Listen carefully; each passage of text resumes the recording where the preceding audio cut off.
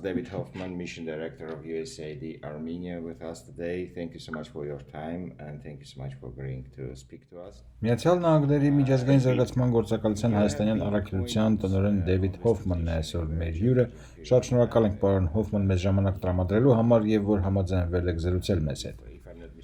Դուք այս պաշտոնում նշանակվել եք Հայաստանում շատ դժվար ժամանակահատվածում, եթե չեմ սխալվում, անցած տարվա սեպտեմբերին։ Դա այն շրջանն էր, երբ Հայաստանը առերեսվում էր լուրջ մարտահրավերների դեմս պատերազմի Ադրբեջանի հետ։ USAID-ին օգնություն է տրամադրել հակամարտության արդյունքում տեղահանված անձանց։ Ինչ կարող եք ասել այս օժանդակության կապակցությամբ եւ ինչպես USAID-ին կարող է օգնել Հայաստանին հաղթահարելու ստեղծված ծանր մարդասիրական ճգնաժամը։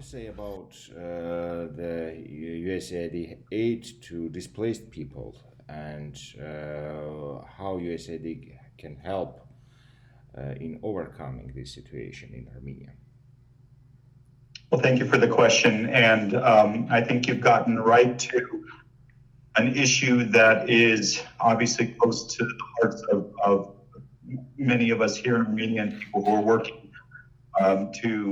help Armenia's development. Շնորհակալություն հարցի համար։ Ես կարծում եմ դա ճիշտ հարց է, չափազանց զգայուն այստեղ շատերի համար։ Եվ մենք աշխատում ենք օգնել Հայաստանի զարգացմանը եւ վերականգնմանը առկա ճգնաժամից, որին առերեսվում է այն։ Ի պատասխան ձեր հարցին, USAID-ին Լեռնային Ղարաբաղի եւ նրա շրջակայքում տեղի ունեցած հակամարտության արդյունքում առաջացած հումանիտար ճգնաժամին արձագանքեց ամենաարագ ձևով, տրամադրելով մարդասիրական օգնություն, ինչպես նաեւ գնահատելով առկա կարիքները։ Ճգնաժամը սկսվելուց 72 ժամվա ընթացքում USAID-ին կարողացավ լրացուցիչ ֆինանսավորում ապահովել, մասնավորապես կենտրոնանալով հակամարտության արդյունքում տեղահանված ընտանիքների խնդրի վրա, հնարավոր դարձավ շատ արագ կազմակերպել մարդասիրական օգնությունը։ Եվ ինչ նկատի ունեմ հումանիտար օգնություն ասելով, շատ կոնկրետ։ Խոսքը օրինակ համայնքների սոցիալական աշխատողների կողմից աջակցության մասին է, բարենային եւ ոչ բարենային օգնության տրամադրման հարցում, ինչպես նաեւ տնային պայմանների ապահովման աջակցության խնդրում։ Այս տեսակի աջակցությունը սկսեց տրամադրվել կառավարությունում եւ հասարակական սեկտորում մեր գործընկերների հետ համագործակցությամբ շատ արագ մարդասիրական ճգնաժամի ի հայտ գալուց հետո։ Մենք շատ հպարտ ենք մեր կատարած աշխատանքով։ Մենք ամբողջությամբ փորձել ենք աջակցել տեղահանվածների ընտանիքներին այս ընթացքում։ Մենք այժմ դիտարկում ենք այնպիսի հարցեր, ինչպիսիք են մասնագիտական աշխատանքի վերապատրաստումը, ինտեգրացման եւ այլ նման տեսակի օժանդակությունը։ Եվ հետո, ինչպես նախկինում նշեցի, մենք նաև դիտարկում ենք ավելի հեռու գնացող ծրագրեր այն տեղահանվածների համար, ովքեր օրինակ տարբեր պատճառներով ի վիճակի չեն վերադառնալ իրենց տները։ Մենք փնտրում ենք զարգացման երկարաժամկետ ինտեգրացնող լուծումներ նրանց համար, ովքեր այստեղ են Հայաստանում։ Այսպիսով մենք խոսում ենք բազմաթիվ պարագաների, բնակարանների, տաք ծածկոցների տրամադրման մասին, որոնք միտված են օգնելու հազարավոր անապահով ընտանիքների։ Իհարկե միշտ հնարավոր է ավելին անել։ Միշտ ցանկանում ենք ավելին անել, բայց օգտագործում ենք մեր տրամադրության տակ եղած ռեսուրսները։ Ես բավարարված եմ, թե ինչպիսի արագությամբ ենք արձագանքել ճգնաժամին, կարողացել ենք դիտարկել ոչ միայն այս պահին առկա անհրաժեշտ կարիքները, այլ նաև մտածել ենք երկարաժամկետ լուծումների մասին, դիտարկելով այնպիսի հարցեր, ինչպիսիք են օրինակ մասնագիտական վերապատրաստումը, ինտեգրացումը, տնային պայմանների ապահովումը, սննդի անվտանգությունը եւ այլն։ Ես երախտապարտ եմ իմ թիմին կատարած աշխատանքի համար մեր գործընկերների հետ համագործակցությամբ, կառավարության, ինչպես նաև այլ կառույցների։ I feel pretty good about both the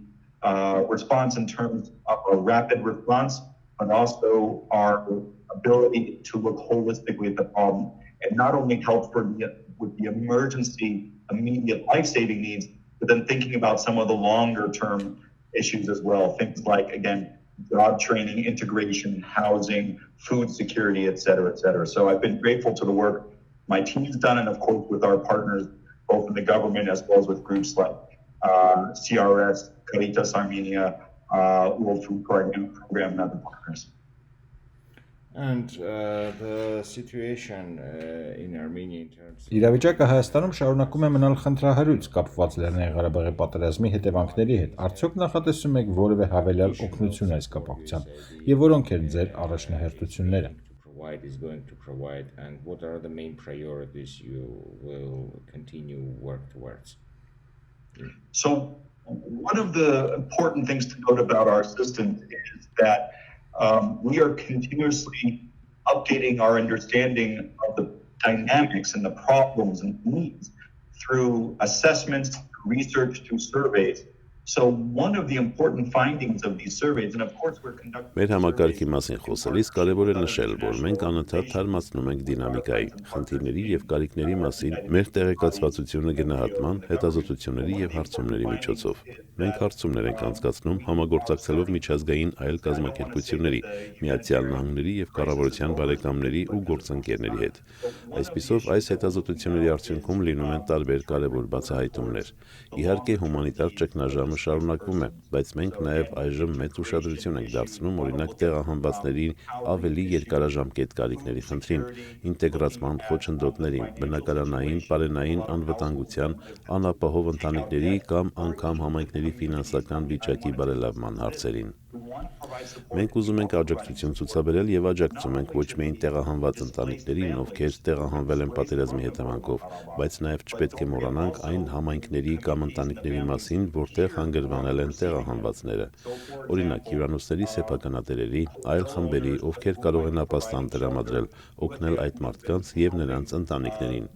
Ես շատ գոհունակությամբ եմ վերաբերվում մեր արձագանքին։ Չեմ ուզում ասել, որ մենք լուծել ենք բոլոր խնդիրները, քանի որ դա այդպես չէ։ Կարծում եմ, որ մարդասիրական ճգնաժամը Լեռնային Ղարաբաղից տեղահանված անձանց առումով անկասկած նպաստեց Հայաստանում կորոնավիրուսի դեպքերի աճին։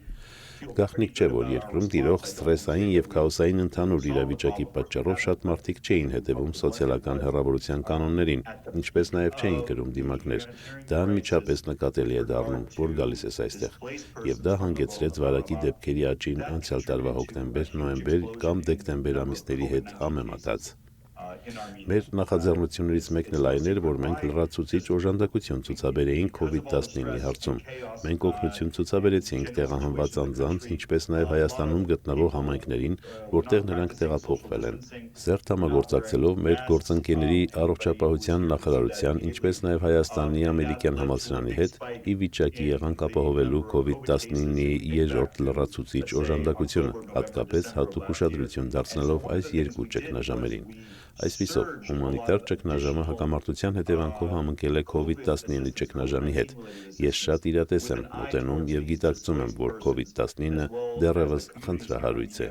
Կարծում եմ, որ մենք հաջող ենք գործել մեր գործընկերների հետ, փորձելով առնվազն վերահսկելի դարձնել իրավիճակը, որը սրվել էր անցյալ տարվա աշնանը երկու ճգնաժամերի համատեղման արդյունքում։ We were able to provide a third additional COVID-19 support, especially with a special focus on that intersection between these two crises. So, right, the humanitarian crisis from the conflict, where it overlapped with the COVID-19 crisis, to try and contain that. And while I'm very realistic and I know that COVID-19 is still very much a problem, I think we were successful with our partners in trying to at least control that wave of COVID that came last fall as a result of the combination of these two crises. And the situation with the COVID-19 agrees completely. It's another big challenge for the country that's facing into 2020. COVID-19-ի հետ կապված իրավիճակը Հայաստանի մեկ այլ լուրջ խնդիրներից է, որին առերեսվում է երկիրը։ Ինչպիսի մարտահրավերներ եք տեսնում այս առումով երկրի առջև։ ԱՄՆ օգնություն է ցուցաբերում բազմաթիվ երկրների ներառյալ Հայաստանին այս ճգնաժամը հաղթահարելու համար։ Մի փոքր մանրամասնեք, խնդրում եմ, այս համավարակը հաղթահարելու նպատակով Հայաստանի կառավարությանը տրամադրված օգնության մասին։ Armenia to overcome this pandemic crisis. What are the details you can provide in addition to what you mentioned about the situation, about the support to the government of Armenia in its struggle against the pandemic? So here again, I think that we've got some progress to report. A lot of work, of course, remains to be done. The United States, as you know, has worked very closely with our friends in Armenia here throughout the duration of the pandemic. Կարծում եմ մենք կարող ենք արձանագրել, որ ունենք որոշակի առաջընթաց, սակայն հսկայական ծավալի աշխատանք դեռևս պետք է կատարվի։ Միացյալ Նահանգները, ինչպես գիտեք, համաճարակի ամբողջ ընթացքում սերտորեն համագործակցել է այստեղ գտնվող մեր հայաստանցի բարեկամների հետ, հանրային առողջության պահպանման եւ բժշկական ոլորտի ամրապնդման հարցում։ Մինչ օրս կորոնավիրուսի դեմ պայքարի համար մենք ընդհանուր առմամբ տրամադրել ենք մոտավորապես 11 միլիոն ամերիկյան դոլարի ֆինանսավորում եւ սա ներառում է նաեւ վերջերս հայտարարված $1 միլիոն, որը կաջակցի լրատվամիջոցներին արդյունավետորեն լուսաբանելու պատվաստումների ծրագիրը, բնակչությանը COVID-19-ից պաշտպանելու համար։ Այն ընդգրկում է թեմաների բազմազանություն։ Բացի այդ, օգնությունը միտված էր ուժեղացնելու երկրի լաբորատոր կարողությունները եւ կառավարելի դարձնելու COVID-19-ից ծանր դեպքերը։ Մենք տրամադրել ենք առողջապահության նախարարությանը, ինչպես նաեւ ոլորտի մեր գործընկերներին անհրաժեշտ սարքավորումներ, ինչպես նաեւ ուղղակի աջակցություն ենք ցուցաբերել անապահով ընտանիքների երեխաներին։ Մենք աջակցություն ենք ցուցաբերել եւ շարունակում ենք աջակցել կառավարությանը, որպեսզի վերջինս կազմակերպի ճգնաժամային այս իրավիճակում հաղորդակցությունը։ Կցանկանայինք ընդգծել հաղորդակցման կարևորությունը, քանի որ երկրում մեկնարկել է պատվաստումների իրականացումը։ Պատվաստանյութը օգտակար է միայն դրա կիրառման պարագայում, եւ դրա համար անհրաժեշտ է ապահովել համապատասխան հաղորդակցում, որպեսզի համոզված լինենք, որ բնակչությունը մասնակցում է պատվաստման գործընթացին։ Այսպիսով այն ամենը, ինչ ես նշեցի, արագ արձագանքման շարքից է։ Այսպիսով առողջապահության ոլորտի ամրապնդումը աշխատանքը առողջապահության նախարարության հետ ընթանում է վերջիններիս սարքավորումներով, ռենտգենյան եւ թթվածնային սարքերով ապահովելու համար համաճարակը դիմակայելու նպատակով։ Ցանկանում եմ նաեւ նշել, որ զգալի ռեսուրսներ է հատկացվում նաեւ հետևանքների դեմ պայքարին, որը մենք կոչում ենք երկրորդային ազդեցություն։ Խոսքը տնտեսական եւ սոցիալական ազդեցության մասին է։ Ուստի մենք միջոցներ ենք տրամադրում, օրինակ գյուղատնտեսության, զբոսաշրջության ոլորտներին, այս չափազանց կարևոր տնտեսական ոլորտներին օգնելու նպատակով, որպեսզի վերջիններս ոչ միայն գոյատևեն այս ծանր տնտեսական անկման պայմաններում, այլև կարողանան ռազմավարական ներդրումներ կատարել։ Երբ համավարակային այս իրավիճակը դառնա վերահսկելի, նրանք ավելի լավ դիրքերում կլինեն, որպեսզի նպաստեն Հայաստանի տնտեսական վերականգնմանը։ Մենք չգիտենք, թե կոնկրետ երբ դա տեղի կունենա, բայց իհարկե հուսով ենք, որ դա տեղի կունենա շուտով։ Դա է պատճառը, որ մենք աշխատում ենք բիզնեսների, ֆերմերների, տուրիստական օպերատորների հետ, նրանց տրամադրելով գիտելիքներ եւ գործիքներ հետագայում աշխատատեղերի եւ հարկերի աճ գրանցելու եւ տնտեսությունը կորոնավիրուսի համավարակի հետևանքներից վերականգնելու համար։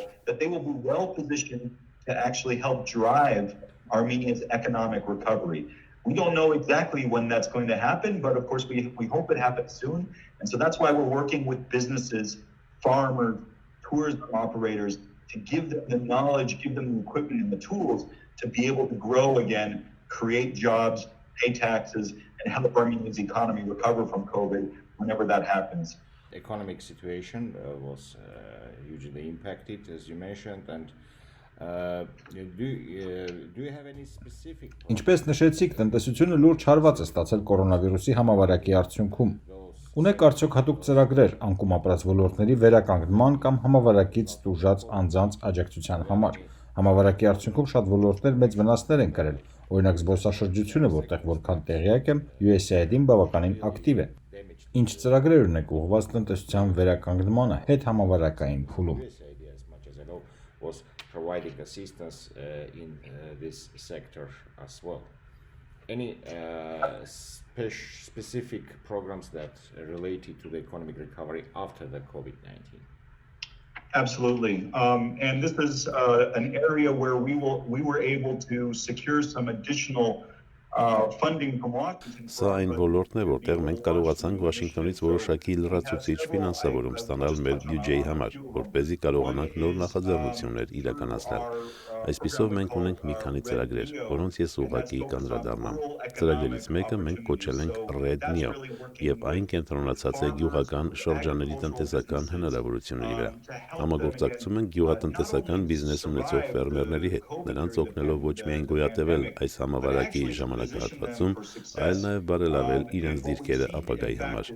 Այս ծրագրի շրջանակում համագործակցում ենք շուրջ 100 հայկական բիզնեսների հետ ավելի քան 60 համայնքներում երկրի ոչ տարածքով մեկ։ Հենվելով մեր վերլուծությունների վրա, կարող ենք արձանագրել, որ այն բիզնեսները, որոնց մենք աջակցում ենք, գրանցում են երկնիշ աճ նույնիսկ համավարակի օրերին։ Այստեղ եւս մենք տրամադրում ենք որոշ օժանդակություն եւ ներդրումներ կատարում երբեմն սարքավորումների տրամադրման տեսքով։ Դրա շնորհիվ նրանք ի վիճակի են եղել շարունակելու իրենց գործունեությունը։ Մեկ այլ ոլորտ, որը չափազանց կարևոր է Հայաստանի համար, որը եւս մեծապես տուժել է COVID-19-ի արդյունքում, զբոսաշրջությունն է։ Մենք քրտնաջան աշխատանք ենք տարել լրացուցիչ միջոցներ տրամադրելով Իմ Հայաստան անունը կրող ծրագրին։ Սա մի ծրագիր է, որը ԱՄՆ-ի միջազգային զարգացման գործակալությունը իրականացնում է Սմիթսոնյան ինստիտուտի հետ համագործակցությամբ։ Սա չափազանց հետաքրքիր ծրագիր է, որտեղ մենք աշխատում ենք տարբեր հաստատությունների հետ, որոնցից յուրաքանչյուրը ունի շատ յուրահատուկ փորձառություն եւ այն ներդնում է այս ծրագրի իրականացման համար։ Ծրագրի հիմքում է մշակութային ժառանգության հիմքի վրա զբոսաշրջության զարգացումը այստեղ Հայաստանում, մասնավորապես Երևանից դուրս։ Այս ծրագիրը COVID-19 համաճարակի ընթացքում փորձում է օգնել տուր օպերատորներին, հատկապես Երևանից դուրս, իրենց ջանքերը ուղղել առնվազն ժամանակավորապես միջազգային շուկաներից դեպի ներքին զբոսաշրջության զարգացում, տնտեսական տուրիզմ, որը կօգնի ստեղծել եկամտի աղբյուր, նոր աշխատատեղեր եւ հնարավորություններ։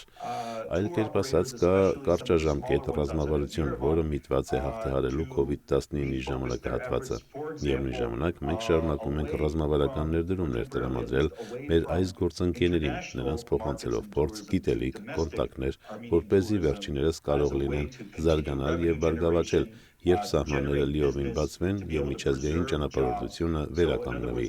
Հուսանք, որ դա տեղի կունենա մոտ ապագայում։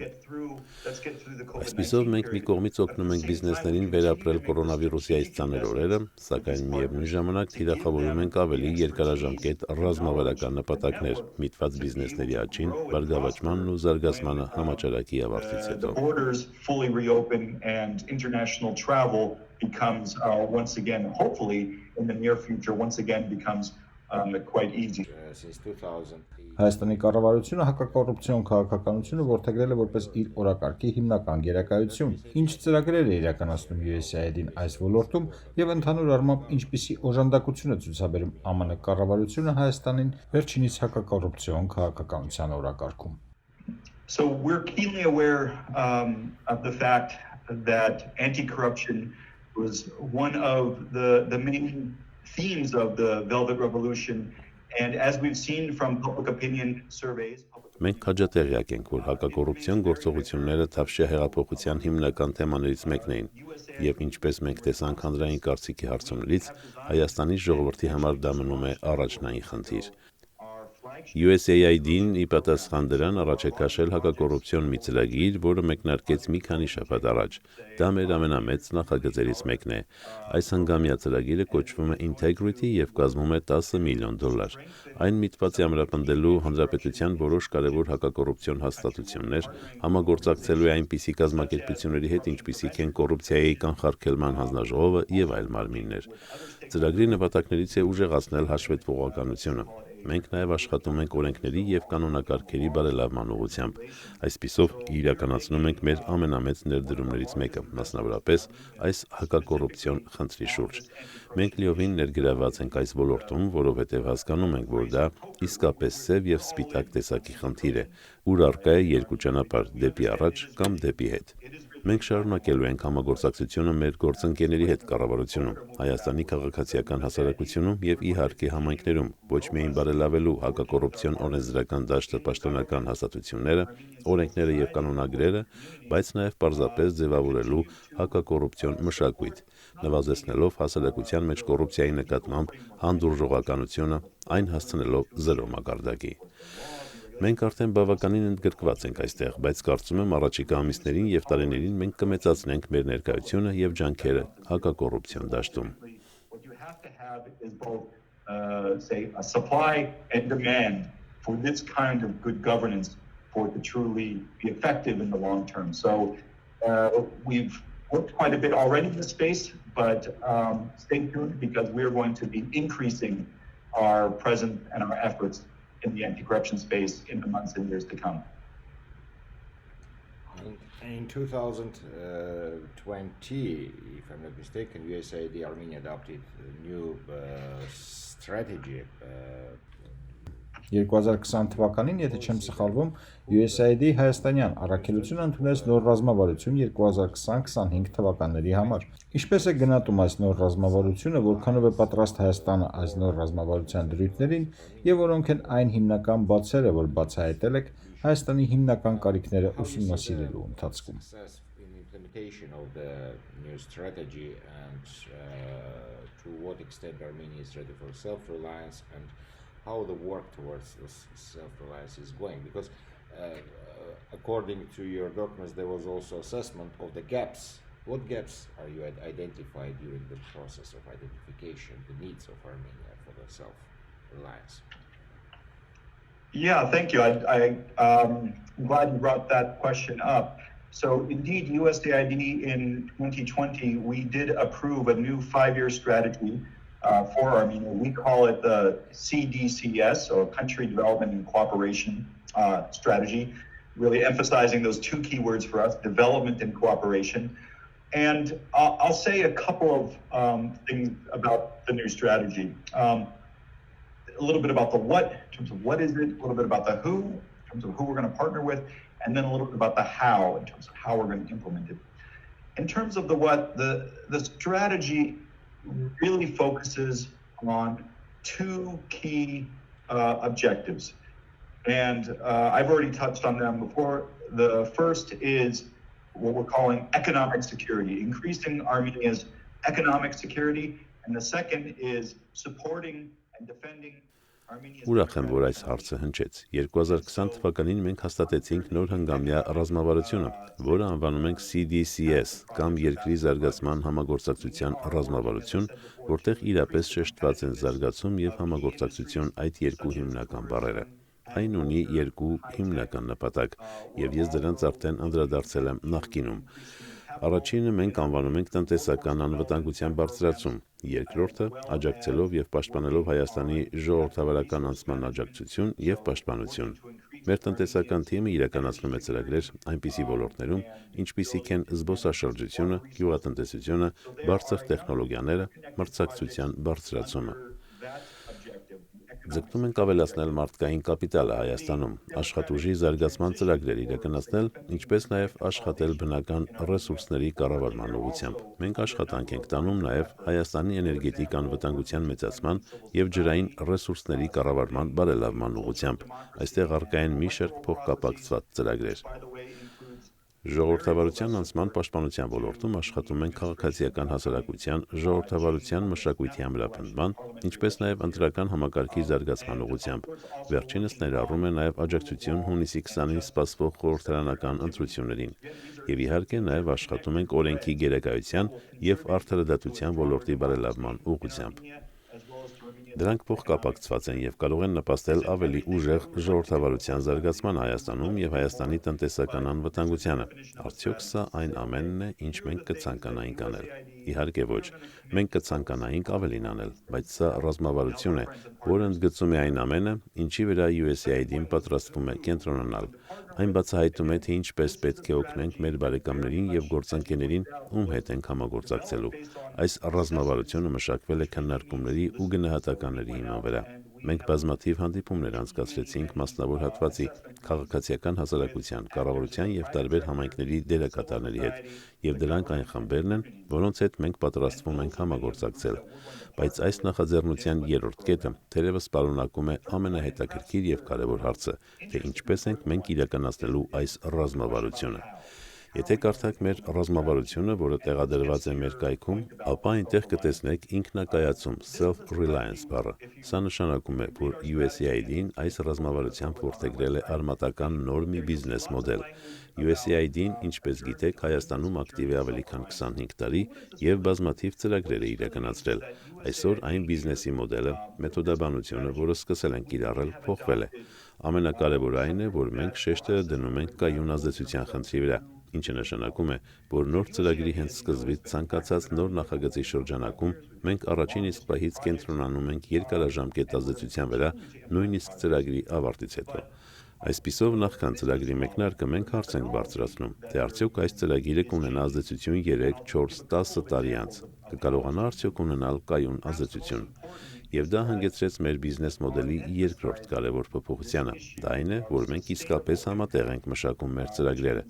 Ծրագրի տեխնիկական նախագծման գործընթացի հենց սկզբից քննարկում ենք այն շահագրգիռ կողմերի հետ։ Դա կարող է լինել ակադեմիական միջավայր կամ հայկական բիզնեսներ, Հայաստանի կառավարության ներկայացուցիչներ եւ այլոք։ Այսպիսով նախագծման փուլից մինչև ծրագրի իրականացում եւ ավարտ մենք համատեղ ենք կիսում ծրագրի արդյունքները։ Այս մոտեցումը մի փոքր տարբերվում է USAID-ի միգուցե ավելի ավանդական բիզնես մոդելից։ Դա մի փոքր ավելի դանդաղեցնում է գործընթացը, քանի որ պահանջում է ավելի շատ քննարկումներ, հատկապես Երևանից դուրս եղած դեպքերում, երբ անհրաժեշտ է պարզել, թե որոնք են մարդկանց իրական կարիքները։ Սակայն համոզված ենք, որ դա կհանգեցնի ավելի բարձր որակի արդյունքների, ավելի կայուն երկարաժամկետ հեռանկարով։ Ուզում եմ նաև ընդգծել, որ մեր այս ռազմավարությունը ճկուն է։ Իհարկե, երբ սկսվեց COVID-19-ի համավարակը կամ բռնկվեց պատերազմը, մենք ճշգրտումներ մտցրինք եւ մեր որոշ միջոցներ եւ ջանքեր ուղղեցինք արտակարգ մարդասիրական կարիքների համար, որոնք ի հայտ եկան այդ ճգնաժամերի հետևանքով։ Whether it's in the economic space or whether it's on issues concerning the quality of Armenian democracy. So these are some pretty interesting, I would say, times for us. I do want to just point out, though, that our strategy is flexible. So, of course, when COVID-19 and when the conflict broke out, we were able to readjust, as I already mentioned earlier. We were able to readjust and to redirect some of our resources and effort towards addressing the emergency humanitarian needs that came about. So this is a strategy, it is a framework, but it's a flexible framework, and will continue to be flexible over the next 5 years as we implement the CDCS. And I would like to just conclude our interviews moving a little bit beyond the professional area. You have been elected. Մի փոքր անձնական հարց վերջում։ Նախքան ձեր նշանակումը Հայաստանի առաքելությունում դուք աշխատել եք հետխորհրդային այլ երկրներում եւ մեծ փորձ կուտակել այստեղ։ Աշխատել եք Վրաստանում, Կենտրոնական Ասիայում, որքանով էր օգտակար հետխորհրդային երկրներում աշխատանքային փորձը Հայաստանում ձեր աշխատանքի ընթացքում եւ ընդհանուր ինչ կասեք այստեղ ձեր նշանակման կապակցությամբ։ Armenian, what can you say in general about your assignment? To what advantages, disadvantages you can say related to your current position? Thank you for the question. Yeah, it is true. I am a student of the former Soviet Union, so even before my professional career, I did my PhD dissertation focused on the former Soviet Union and studied as a university student in Moscow for a little bit. And as you correctly pointed out, of course, I came to Yerevan from working in Ես նախկին խորհրդային միության ուսանող եմ, ուստի նույնիսկ իմ մասնագիտական կարիերայից առաջ ես տեխնացիական էի պաշտպանում նախկին խորհրդային միության թեմայով եւ մի փոքր սովորել եմ Մոսկվայի համալսարանում։ Եվ ինչպես դուք ճիշտ նշեցիք, ես Երևան եմ եկել հարևան Վրաստանում աշխատելուց հետո։ Ես ծանոթ եմ Հայաստանի հարուստ ու բարդ պատմությանը։ Ես խորը հարգանքով եմ մոտենում յուրաքանչյուր երկրի յուրահատկությանը այս տարածաշրջանում։ Միևնույն ժամանակ փորձում եմ գտնել այնպիսի օրինաչափություններ կամ ավանդույթներ, որոնք հնարավոր է տեսնել նախկին խորհրդային միության այլ երկրներում ևս։ Եվ իհարկե դրանցից մեկն այն է, որ գոյություն ունի ընդհանուր խորհրդային անցյալ, որը կիսում են Հայաստանը եւ հետխորհրդային մյուս երկրները։ Իհարկե Հայաստանը արդեն 30 տարի անկախ է եւ ունի հետխորհրդային պատմություն, սակայն մենք շարունակում ենք զգալ այս ժառանգությունը։ Մենք այն տեսնում ենք բազմաթիվ ոլորտներում, երբեմն նույնիսկ երկրի ֆիզիկական ենթակառուցվածքներում, որը ինչ-որ չափով ժառանգել ենք խորհրդային ժամանակաշրջանից, կամ մի շարք անորոշ հարցերի շուրջ կապված օրինակ մտածելակերպի կամ քաղաքական մշակույթի հետ։ Այսպիսով խորհրդային 70-ամյա պատմության ժառանգությունը որոշ հարցերում պահպանվել է։ Վերջին շրջանում ես ավելի ու ավելի շատ եմ նկատում որոշ համեմատության կետեր Հայաստանի Թավշյա հեղափոխության եւ այլ նմանատիպ դեպքերի միջև։ Բացվել է հնարավորության պատուհան շատ արագ առաջընթաց գրանցելու ժողովրդավարության եւ կառավարման կարևորագույն հիմնախնդիրներում։ Համեմատություններից մեկը կապված է հարևան Վրաստանի հետ։ Կրկին ուզում եմ շեշտել, որ յուրաքանչյուր երկիր ունի իր եզակի յուրօրինակ պատմական հետագիծը։ բայց եթե համեմատենք 2003-ին Վրաստանում տեղի ունեցած Վարդերի հեղափոխությունը եւ 2018-ի Հայաստանի Թավշյա հեղափոխությունը, ապա ակնհայտ է, որ դրանք բացում են հնարավորության պատուհան, որը սակայն միշտ չէ բաց լինելու, ուստի անհրաժեշտ է օգտագործել պահը, դա իմ անձնական կարծիքն է։ Եվ այսպես ինչ է դա նշանակում գործնականում USAID-ի համար, դա նշանակում է, որ մենք պետք է ամեն ինչ անենք, որպեսզի մեր ջանքերը կենտրոնացնենք Հայաստանում դեպի ժողովրդավարական դրական փոփոխություններ եւ անցում միտված ձայները ուժեղացնելու համար։ Դա նշանակում է, որ մենք պետք է կենտրոնանանք, ինչպես ես ավելի վաղ նշեցի, առանցքային հարցերի վրա, ինչպիսիք են հակակոռուպցիոն պայքարը եւ ազատ ու արդար ընտրությունների անցկացումը։ Մենք պետք է դա անենք այժմ, երբ այս պատուհանը դեռ բաց է։ Երկրորդ կարևոր դաս այն է, որ կարծում եմ յուրաքանչյուր հեղափոխությունից հետո առկա է որոշակի մեղրամիս։ Չգիտեմ արդյոք կա ավելի հստակ այս երևույթը բնութագրող բառ, բայց կոչենք այն մեղրամիս, երբ մարդիկ հակված են լիովին աջակցելու ժողովրդավարության գաղափարին։ Բայց դուք նույնպես պետք է ժողովրդավարությունը կանխամտածված դարձնեք։ Դա նշանակում է, որ ժողովրդավարության արդյունքները պետք է լինեն շոշափելի, որոնց սովորական քաղաքացին կարող է զգալ եւ շոշափել։ Կարևոր չէ, հողագործ եք, ուսուցիչ, ուսանող, թե այլ մասնագիտության տերմարդ, պետք է կարողանաք շոշափել եւ զգալ ժողովրդավարության առավելությունները, որպես ավելի արդյունավետ, թափանցիկ, էֆեկտիվ կառավարման միջոց։ Կարծում եմ Հայաստանը, Հայաստանի կառավարությունը գիտակցում են դա եւ կարծում եմ, որ նրանք այդ ճանապարհին են, սակայն դա է պատճառներից մեկը, թե ինչու ենք մենք իսկապես ուզում կենտրոնանալ մեր ռազմավարության այն երկու հիմնական բաղադրիչների վրա՝ տնտեսական եւ ժողովրդավարության։ Թե ինչու ենք մենք իսկապես ուզում կենտրոնանալ մեր ռազմավարության այն երկու հիմնական բաղադրիչների վրա՝ տնտեսական եւ ժողովրդավարության բաղադրիչների։ Մենք գիտակցում ենք, որ դրանք փոխկապակցված են միմյանց հետ։ Իմ տեսանկյունից, եթե մի երկիր ունի միայն գործող ժողովրդավարություն, բայց ունի սուր աղքատության խնդիր, ապա այս արդյունքը չի կարելի որակել հաջող։ Մյուս կողմից, եթե մի երկիր, որը ունի հաջողություններ տնտեսական ոլորտում, բայց հարստանում են միայն մի քանի օլիգարխներ, եւ եթե դա բռնապետություն է, ապա եւս երկարաժամկետում հաջող արդյունք չի գրանցվի։ Այսպիսով, երբ ես անդրադառնում եմ մեր հետագծին եւ նայում եմ օրինակ հետխորհրդային տարածքին, հիմնվելով Կենտրոնական Ասիայում եւ Վրաստանում եւ այլ երկրներում ունեցած իմ փորձի հետ, ես մի շարք կարևոր դասեր եմ քաղում այս ամենից, բայց ես միշտ մնում եմ պատմության ոլորտի ուսանող, ուստի չեմ ուզում մտածել, որ ստացել եմ պատասխանները։ Ես դեռ պարզապես հարցեր եմ բարձրացնում։ Central Asia and Georgia and other countries, I come away with those couple of lessons. But I'm always a student of history, so I don't want to think that I've got the answers. I'm still just asking questions. Thank you so much, Mr. Շնորհակալություն, պարոն Հոֆման, բովանդակալից եւ հետաքրքիր զրույցի համար։